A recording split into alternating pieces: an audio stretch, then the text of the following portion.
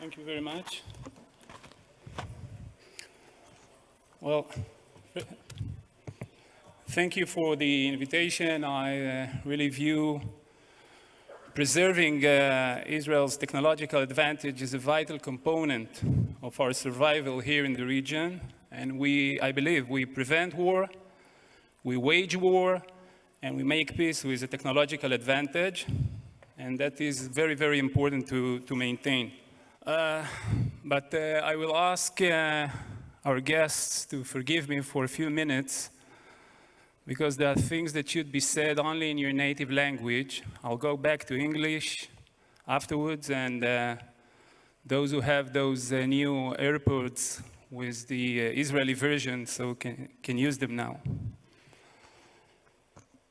אופיר שושני, זיכרונה לברכה, בת 20, שירתה כמ"כית טירונים. במסמך תפיסת התפקיד שלה שקראתי, היא פירטה מה דרוש על מנת להיות מפקדת טובה. אם אתה לא מבין, תשאל. זה מה שהיא כתבה וכמה זה חסר לנו היום בעידן הזה של סימני הקריאה. אופיר ציינה את החשיבות של דוגמה אישית, של צניעות ושל שקט. השאיפה שלה הייתה שהחיילים שלה יפעלו לא מכוח הסמכות, אלא מכוח כבוד האדם. וככה היא כתבה, פה אני מצטט. תפקיד המ"כ זה להיות האבא והאמא של החיילים במלוא מובן המילה, זה להיות חלק מההתפתחות של האדם ולראות את התהליך שהוא עובר, להביא ממני אליהם את שיטת הפיקוד שלי, את הערכים שבהם אני מאמינה, להיות חלק מהתפיסה שלהם כטירונים בצה"ל, ואף להפוך אותם לאנשים ואזרחים חושבים וטובים יותר. אופיר שושני נרצחה בחדרה, בדור הצעיר בקיבוץ כפר עזה, ב7 באוקטובר, וזו תפיסת התפקיד שהיא הורישה לנו. הרש פולין, זיכרונו לברכה, היה בן 14 כשהוא כתב לפני 10 שנים את המילים הבאות. מדי פעם אתה מגיע למנהרה, אתה נכנס אל הלא נודע ואתה לא יודע מתי תצא. ללכת בחושך, בהתחלה אתה מתבאס ולא מוכן, וקורא שאתה מגיע לקצה, אבל אין זו יציאה או סוף, אלא רק שינוי במצב. אבל גם מי שבמנהרה יודע שיש סוף. לכל אדם יש את המנהרה שלו, מה שבטוח שיש סוף. כמה זמן ייקח להגיע לסוף, זה תלוי בו. המנהרה שלי זו מנהרה שלקח זמן, אבל כל דבר בחיים עברתי את המנהרה. מי יודע בעוד כמה מנהרות אני אתקל. מה שבטוח שאני הולך על סוף המנהרה. הרש נרצח במנהרה ברפיח. עכשיו, אני מספר את זה כאן, כי מאחורי המספרים עומדים אנשים ונשים ופרצופים. אנשים כמו אופיר והירש ורבים אחרים יכלו לשבת איתנו כאן היום, כנראה לתרום לנו ולעזור לנו לשמר את ישראל כמעצמה טכנולוגית ולחזור למעמד שלנו כמגדלור ערכי לגויים. ואני באופן אישי, את התמונות האלה אני רואה כל לילה, ואני משתף אתכם, כי רק כשאתה רואה אותם, אתה מבין מה המשמעות של אחריות, ומה המחיר האמיתי כשאנחנו טועים וכשאנחנו נכשלים. בשב"כ, כשאנחנו מסכלים פיגוע, אנחנו יכולים רק לדמיין מי ניצל, וכשאנחנו לא מצליחים לסכל טבח, אנחנו ממש רואים בעיניים מי נרצח. ואחריות, בראייתי לפחות, היא אינסופית. אי אפשר לפזר אותה. אפשר רק לקחת. ובמנהיגות מוטב לקחת אחריות על כשלים ולא קרדיט על הישגים. דווקא את זה אפשר ורצוי לחלק. כי בעצם, מה זה מנהיגות? היא מבוססת על אמון, ובכדי לקבל אמון ולתת לך אמון, אנשים צריכים לדעת שתמיד תיתן להם גיבוי ותמיד תיקח אחריות. זה אגב שהם רואים כשהם הולכים אחריך. והמנהיגות לא נגמרת בלקיחת אחריות על כשל. היא מסתיימת באחריות לתקן. בדיוק כמו שבמבצע או בפרויקט טכנולוגי, מסיימים אותם בתחקיר ובהפקת לקחים. באותו בוקר נורא, אישית, ארגונית, לאומית, השב"כ הרים את הראש ויצא למלחמה בכל החזיתות. האנשים שלנו נלחמו, הסתכנו, פינו אזרחים תחת אש, הובילו מבצעי חילוץ חסרי תקדים, נשארו מאחורי הקלעים, חיסלו מחבלים ועמדו בהבטחה שאנחנו נתנו, שזה המינכן שלנו. ונבוא נסגור חשבון עם כולם, בלבנון, בעזה ובכל העולם. נותרו עוד שני אדריכלים לסגור איתם חשבון, ונשאר להחזיר את רן. המכנה המשותף לכל הפעולות האלה זה היוזמה והאומץ. שני ערכים שטבועים עמוק בשב"כ. האומץ לקחת סיכון, האומץ להסתער, האומץ להציב את עצמך בין הסכנה לבין האזרחים, אבל עם זה גם האומץ להקשיב, להשתנות, האומץ להביע דעה עצמאית, האומץ ללכת ראשון, האומץ ללכת לבד, ולפעמים גם לשלם מחיר.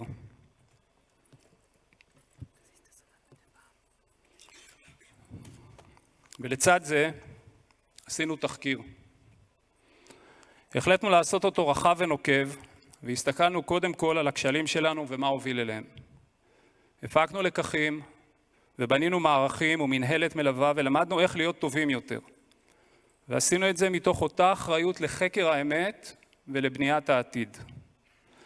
אבל הדרך היחידה לעשות תחקיר כולל לכשל הזה, לדעת באמת מה קרה, איך הגענו ולמה לא מנענו, לפוגג את הקונספירציות המסוכנות שמסכנות את המשך קיומנו, ללמוד מה לתקן ולהבטיח שזה לא יחזור, היא רק באמצעות ועדת חקירה ממלכתית.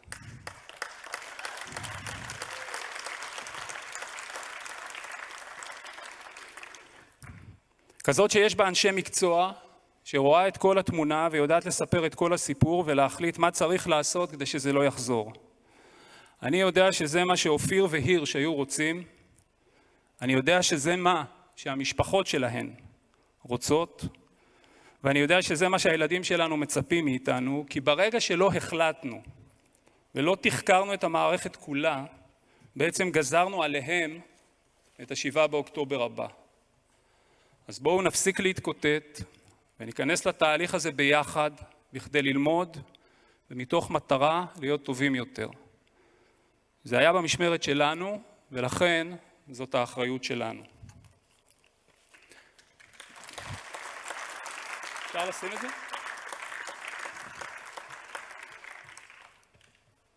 I will try to use technology in order to move to the second part of the lecture in English. Is there anyone who is more familiar with the system here than me?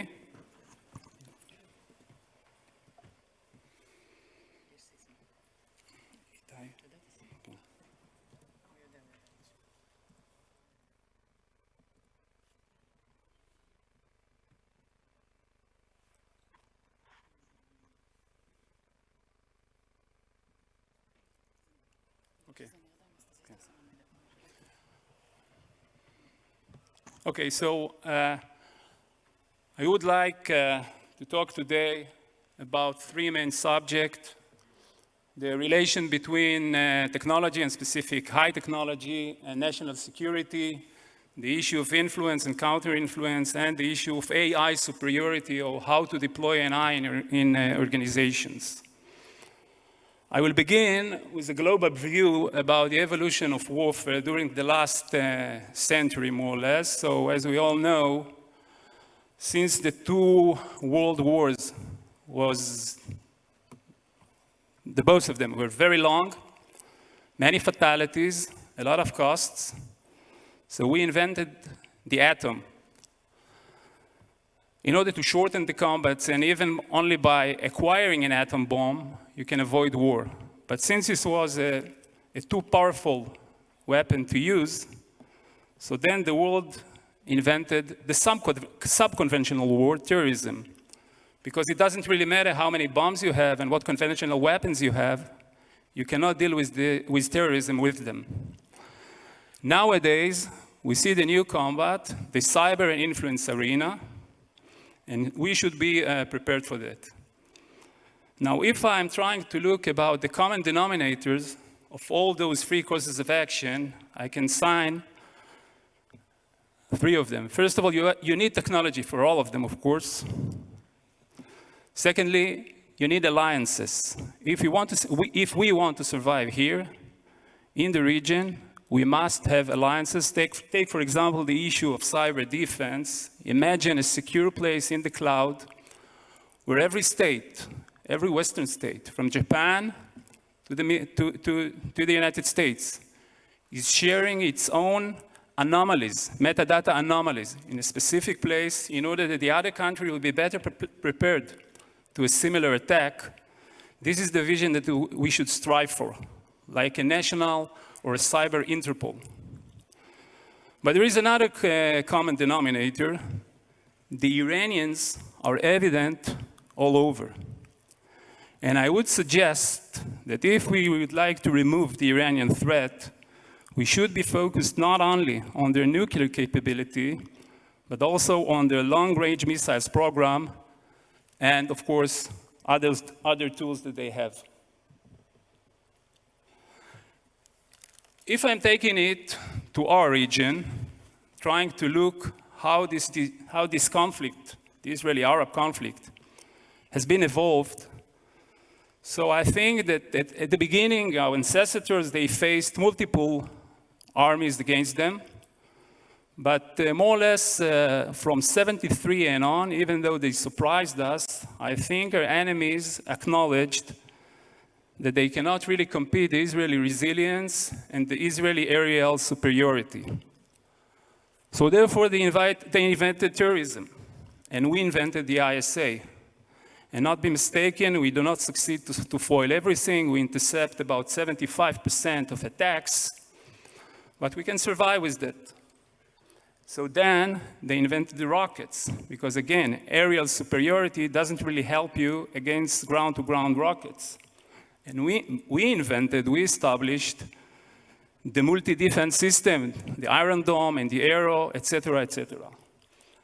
And what we see now is a combination of proxy areas, ungoverned areas, whether it's in Yemen or Gaza, sometimes in regions in the areas in the West Bank, or Lebanon and Syria, and terrorism and proxy.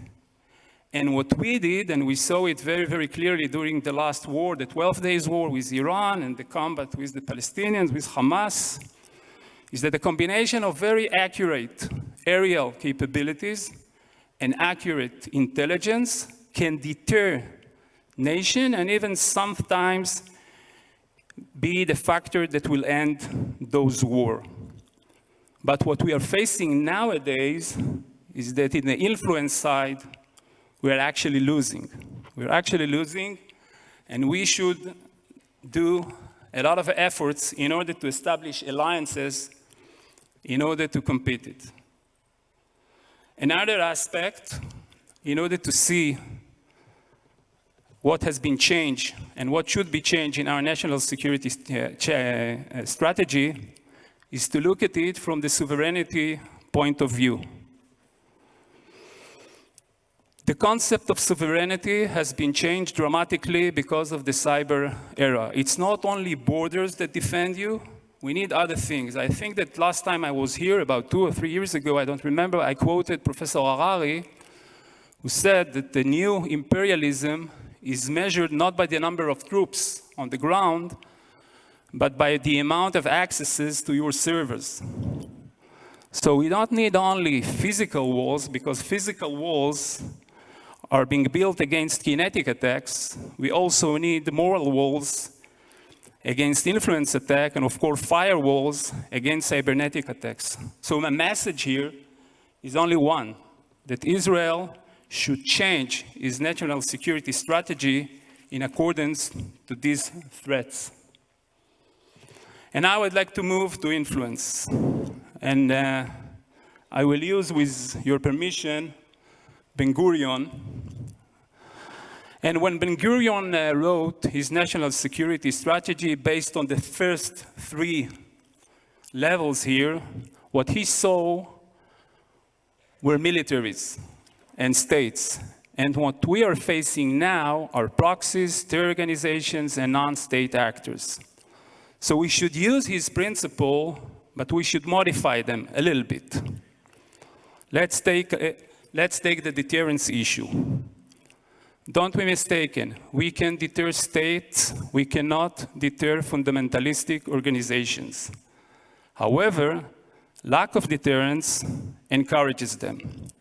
When they see that you do not react to explosive balloons, to incitement, to planning terror activity against the Israelis, you do not react against it, they are only being encouraged to do more. Preemptive interception is the only way that I'm familiar with that can deal with the replacement of deterrence against fundamentalistic terror organizations. As for alerting, in order to alert, one needs an operational attitude. I can tell you very overtly that after debriefing our failure in October 7th, we know that we could have provided a better alert and more accurate alert than we did. However, a latitude, operational latitude, freedom of action to act covertly in Gaza would have helped us to bring more and more opportunities in order to improve our alerting capability. As for decisive victory, in the non-flag era, when you don't put the flag like in Rashrash or in Iwo Jima, the meaning of decisive victory is only a combination of constant elimination of the top brass while encouraging a local alternative. Otherwise, terror will be re-emerged. Now, after Ben Gurion came Meridor, and he added another level, the defensive level, and the defense should be modified to all kinds of threats. 4 dimensions: ground threats, underground threats, aerial threats, and cybernetic threats. Therefore, in order to really modify it to our challenges, I believe that Israel can live only with 2 kinds of borders. And I'm not talking about borders with states that you have peace agreement with. If there is a non-state actor across the border, whether it's Lebanon or Syria or Gaza, you should be able to work in the 2 sides of the fence. If there is a state actor, like the former Syria, you can live with deterrence. Otherwise, without operational latitude, you will not be able to stand in the requirement of the late Ben Gurion. But what we know now, that we have to add formally, informally, a new level, the level of influence. I think that the crowd here knows that in this combat, we are losing. We are losing all around the world and in Israel. There are those who are pouring money to influence campaign against Israel, but we have technology, and we have to use it. And it's not only a question of how to be organized, but how to encourage the private sector to be a part of our combat against anti-Israeli influence and anti-Semitism. I think the Jews around the world are expecting Israel, expecting us to lead this combat. The way I see it is like a battlefield. So we have the financing level, follow the money, trying to see where it comes from and intercept it. We have the intelligence level, trends, bots, and other things. And I think from a small look in the industry, I think that here we can find many, many new civilian enterprises, even commercial ones. But what is mostly missing is the intercepting side and the intercepting capability. Once you know that something is fake or something is against Israel or against Jews, how, according to a reasonable time to market, we eliminate it. Either by doubting that this is fake, either with liability, a contract with the big companies, or other methods. And this is something that we should develop. And now I would like to move, if I could,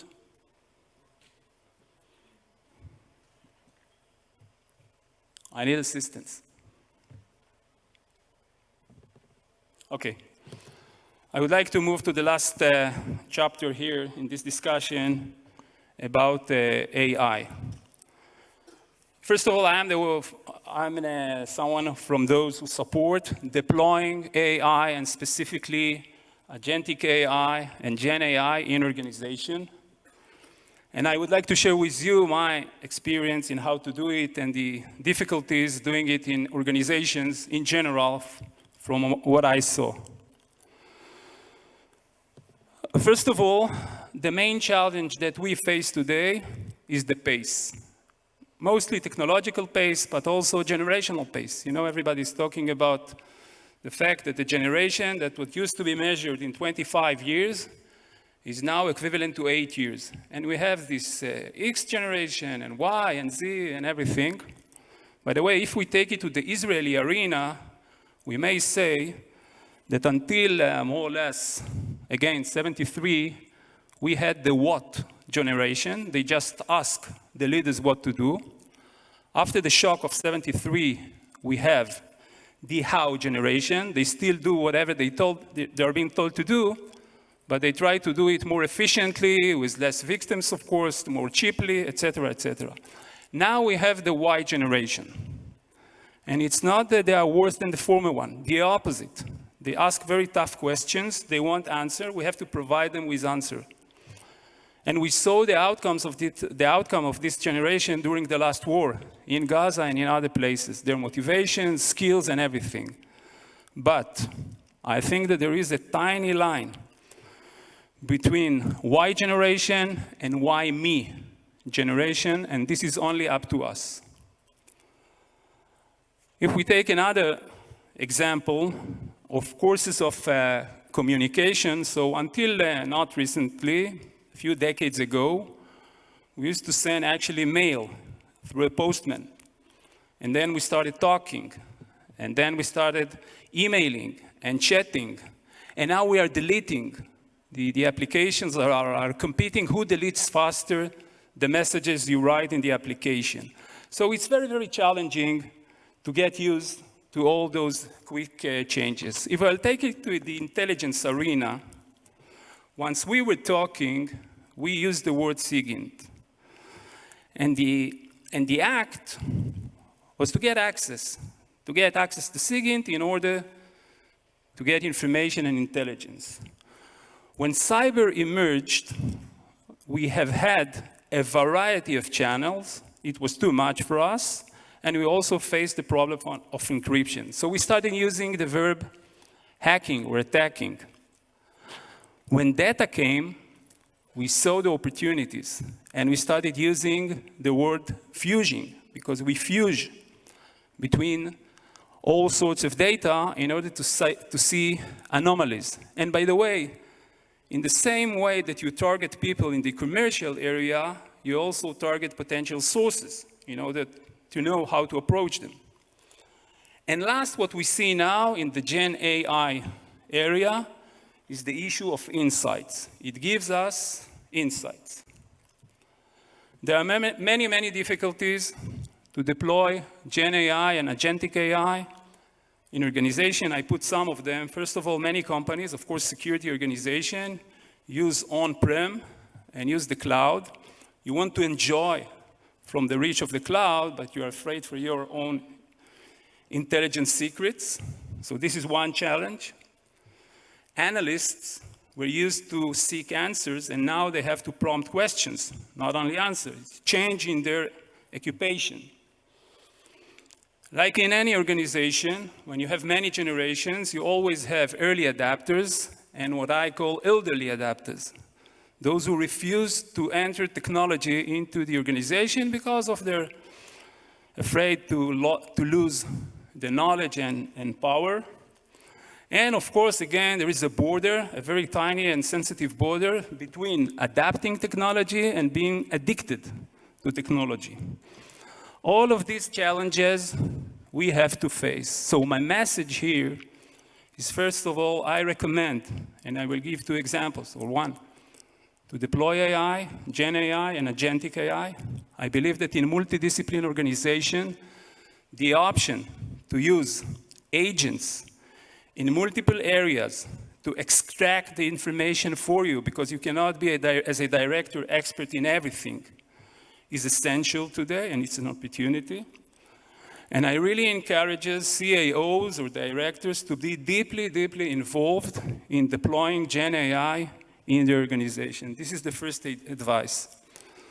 The second one is to have an holistic point of view about it. It's a dramatic change. Structures, processes, cultures, judicial, everything.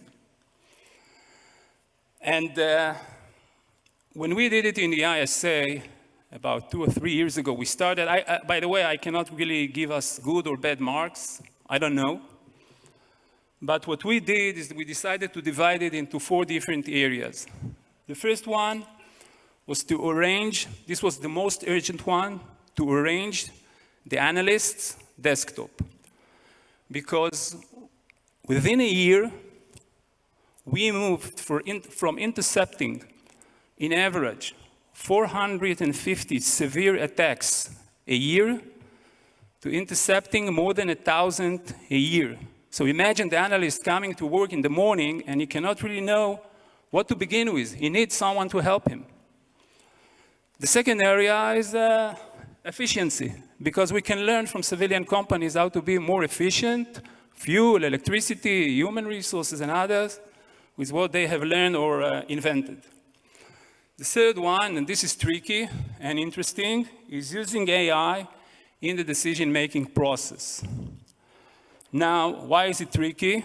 I said before that it's easy to be adapted to it, and issues of responsibility. I think that we should maintain their responsibility to decide about on human beings, on the managers. But we should use the AI capability as a co-pilot in order to tell us when and where we are wrong. And I remember that when I was a young combatant in the army about 4 decades ago, we used to memorize all our course navigation by heart, not to be caught with a map. But then they invented the GPS. So our commanders had a problem. If we will give them the GPS capability, they will not know how to really navigate, but the GPS is better than them. So what they decided is a compromise. They let us enter to our vehicle, one person. He was with his blanket, that the light will not go out of the vehicle. He was with the computer with the GPS. He was not allowed to talk. He was sitting behind the navigator. But only when the navigator was wrong, he could say, "You're wrong." But even after that, the one who took the decide was the navigator. And the last one, which I thought will be very, very difficult, and now I believe it's not, is predicting. We can ask the machine today, who is more likely to become a terrorist in a specific place in the world or in the Middle East or even here, according to the data that he learns from us. We took a very famous case, I will not talk about it, for many years that we actually didn't solve. And along those years, we did some operations in order to get the results, and we failed. And we gave our engine, our internal agent, by the way, like Jews all over, we have 2 engines to compete one another in the ISA. So we gave the engine the challenge, and actually he solved it. He solved it, so if we would have had it 10 years ago, it would have solved the problem. So for those who used the last 20 minutes to nap, these are my messages. I suggest that we look very, very seriously at influence as a battlefield. I think that managers should be deeply involved in deploying Gen AI to learn from the outside and to bring it in. I think that we should establish cyber alliances and create a free cyber arena. I think we should maintain being not only a startup nation, but also a smart-up nation. And as I said, we should maintain operational latitude wherever you don't find a state behind the border. Thank you very much.